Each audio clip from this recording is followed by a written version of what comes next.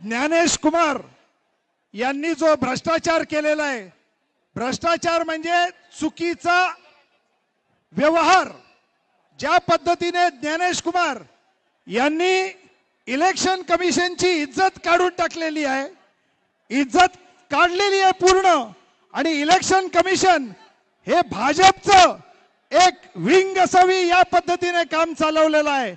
याच्या विरोधात आपल्याला मतदानाचा अधिकार देऊ शकत नाहीत। संडासामध्ये माणसं नोंद केली आहेत, सार्वजनिक संडासामध्ये, इंडस्ट्रियल इस्टेट मध्ये केली आहेत, एकेका घरात 80 माणसं, म्हणजे यांचा धंदा आहे बाबासाहेब आंबेडकरांच्या फोटोला नमस्कार करायचा आणि त्यांचे विचार पायदळी तुडवायचे।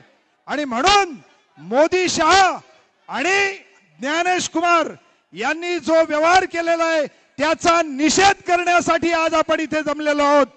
आणि लोकशाही ही त्याच्या मतदार यादीतच कापून काढायची असा हा जो व्यवहार चाललेला आहे त्याचा मी भारतीय कम्युनिस्ट पक्षातर्फे निषेध करतो।